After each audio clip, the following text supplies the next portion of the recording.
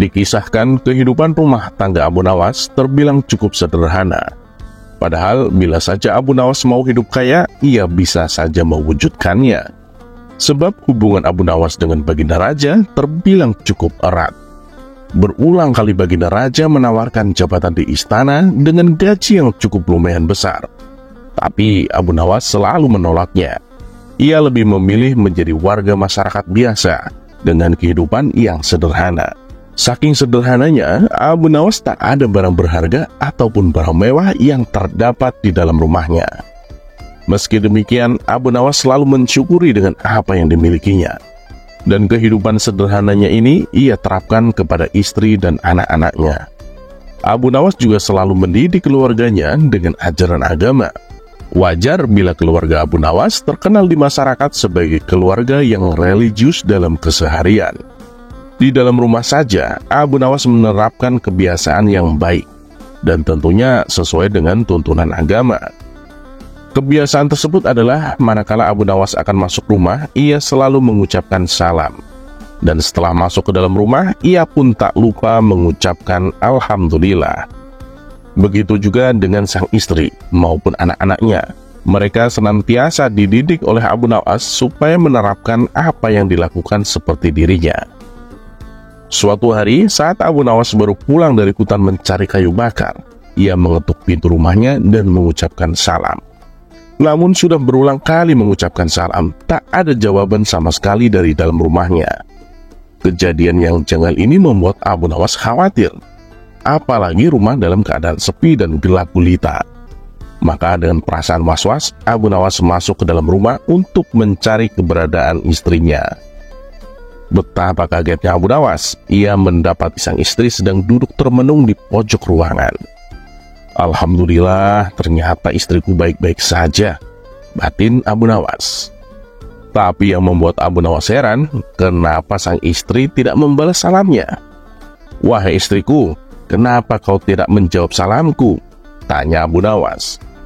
Sang istri hanya terdiam, tatapan matanya kosong seperti sedang memendam kegundahan.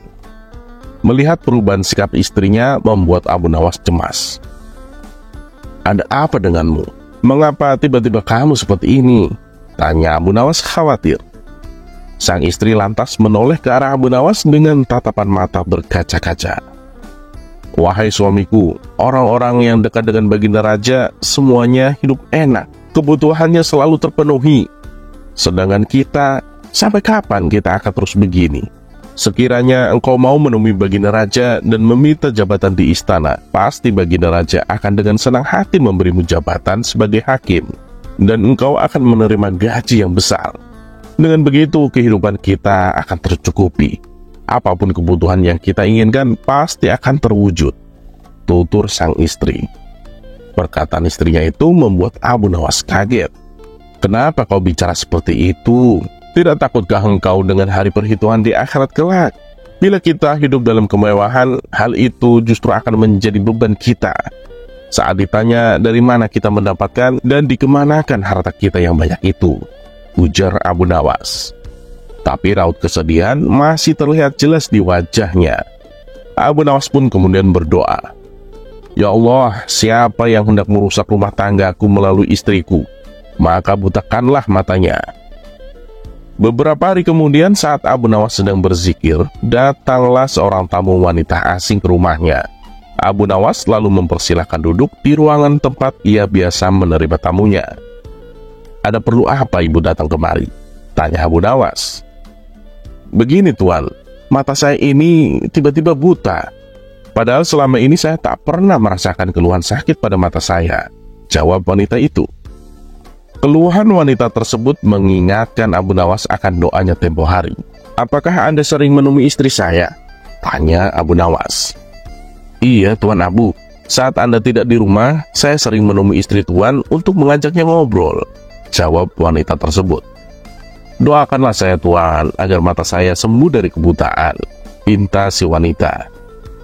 Saya akan mendoakan untuk kesembuhan matamu, tapi setelah itu, saya minta kepadamu untuk tidak lagi mencampuri urusan rumah tanggaku. Jangan kau hasut istriku supaya hidup dalam kemewahan.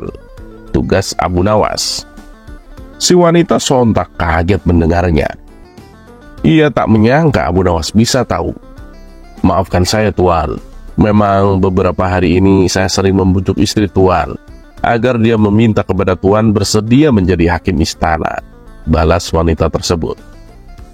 Perbuatanmu saya maafkan, tapi jangan kau ulangi lagi, kata Abu Nawas menasehati. Kemudian Abu Nawas mendoakan si wanita agar disembuhkan dari penyakit kebutaan. Selang beberapa hari, si wanita kembali bisa melihat seperti sedia kala, dan ia tak lagi berani mempengaruhi istri Abu Nawas. Terlepas apakah cerita ini adalah cerita fiksi atau kenyataan, karena hikmah adalah barang hilang seorang muslim. Dimanapun ia menemukannya, maka dia berhak mengambilnya.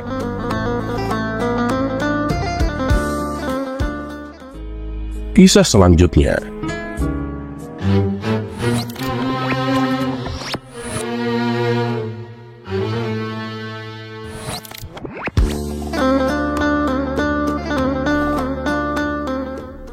Suatu ketika, ada dua anak muridnya Abu Nawas hendak pergi ke masjid untuk menunaikan sholat. Tidak lama berselang datang seorang kakek tua yang akan menunaikan sholat. Seperti biasa, ketika akan mengambil air wudhu, masing-masing jemaah antri menunggu giliran.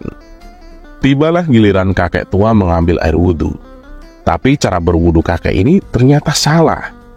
Melihat kejadian ini membuat kedua murid Abu Nawas ingin menegurnya. Tapi karena usia kakek tersebut lebih tua, mereka pun segan untuk melakukannya. Mereka khawatir tegurannya justru akan membuat si kakek tersinggung. Lebih-lebih malah akan membuat si kakek merasa terhina dan berbalik memarahi kedua murid Abu Nawas ini. Tapi dalam hati mereka terdorong keinginan untuk membetulkan cara wudhu si kakek. Namun mereka bingung dengan cara apa supaya si kakek tidak tersinggung.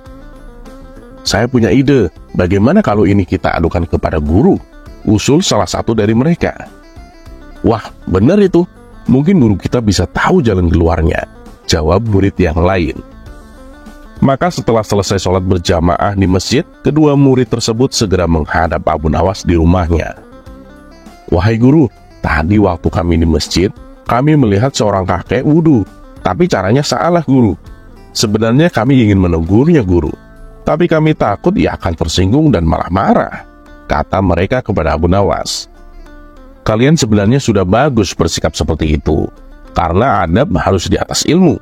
Kalian lebih memilih diam untuk menghargai perasaan orang tua, meskipun yang dilakukannya adalah salah di mata kalian, balas Abu Nawas.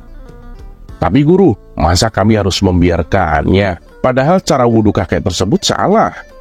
Bukankah ilmu juga harus diajarkan? Tapi kami bingung caranya, wahai guru, kata mereka lagi. Benar, ilmu juga harus diajarkan, tapi harus dengan cara yang bijak, agar tidak membuat orang lain sakit hati, ujar Abu Nawas. Lalu untuk memberitahu kesalahan kakek tersebut, menurut guru caranya bagaimana? Tanya salah satu muridnya. Oh, itu sih gampang, jawab Abu Nawas sambil memberitahukan caranya. Setelah mendapatkan cara yang bijak dari sang guru, esok harinya kedua murid tersebut kembali berangkat ke masjid. Tak lama kemudian datanglah kakek yang tempo hari dilihatnya. Namun belum juga si kakek mengambil air wudhu, tiba-tiba ia melihat dua murid Abu Nawas bertengkar. Tentu saja ini adalah pura-pura, sebagaimana trik yang diajarkan Abu Nawas. Ada apa ini ribut-ribut? Tanya si kakek mendekat. Begini kek, saya minta pendapat kakek. Menurut kakek, di antara kami berdua, siapakah yang paling benar? Kata salah satu dari mereka. Si kakek dengan senang hati bersedia. Kemudian kedua murid Abu Nawas itu masing-masing memperagakan cara wudhunya di depan kakek tersebut. Tentu saja kedua murid itu cara wudhunya benar semua. Setelah selesai, mereka pun bertanya, jadi menurut kakek, siapa yang paling benar di antara kami? Sang kakek hanya tersenyum, seraya menjawab, kalian telah sama-sama memperagakan tata cara wudhu yang baik dan benar. Yang keliru adalah kakek bodoh ini. Ternyata selama ini justru kakek yang cara wudhunya sah. Dan begitulah salah satu contoh dakwah menegur seseorang tanpa harus menyinggung perasaannya.